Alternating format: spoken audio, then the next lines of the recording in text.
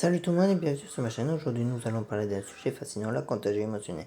Nous avons tous ressenti l'influence des émotions des autres sur nous-mêmes, mais saviez-vous que cela peut avoir un impact profond sur notre bien-être?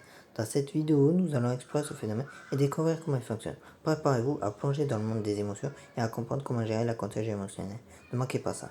Commençons par comprendre ce qu'est réellement la contagion émotionnelle. Il s'agit du processus par lequel les émotions se propagent d'une personne à une autre.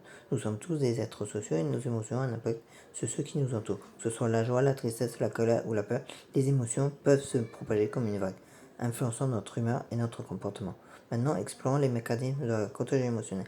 Les scientifiques ont découvert que nous avons des neurones miroirs dans notre cerveau qui nous permettent de ressentir les émotions des autres. Lorsque nous voyons quelqu'un exprimer une émotion, nos neurones miroirs s'activent, nous aidons à comprendre et à partager cette émotion.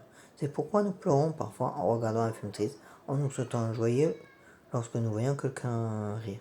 De plus, l'empathie joue un rôle clé dans la contagion émotionnelle. En se mettant à la place des autres, nous devenons plus susceptibles de ressentir leurs émotions. Lorsque nous sommes entourés de personnes joyeuses, nous avons tendance à ressentir de la joie nous-mêmes. De plus, si nous sommes entourés de personnes en colère, cela peut aussi également nous affecter négativement. Voyons maintenant quelles sont les conséquences de la contagion émotionnelle.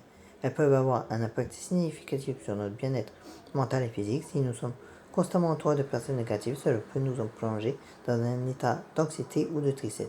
Il est donc essentiel de prendre conscience de la chose que les autres ont sur nos émotions. De plus, la contagion émotionnelle peut également contribuer à des troubles de l'humeur tels que la dépression. Si nous sommes exposés à des émotions négatives pendant une longue période, cela peut affecter notre propre état émotionnel et notre santé mentale. Maintenant que nous comprenons mieux la contagion émotionnelle, parlons de la façon de la gérer. Tout d'abord, il est important de prendre conscience de nos propres émotions. En reconnaissant nos propres sentiments, nous pouvons mieux comprendre comment ils sont influencés par les autres.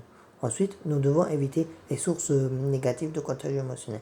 Si nous identifions des personnes ou des environnements qui nous affectent négativement, il est préférable de s'en éloigner autant que possible. Entourez-vous de personnes positives et de situations qui élèvent votre humeur.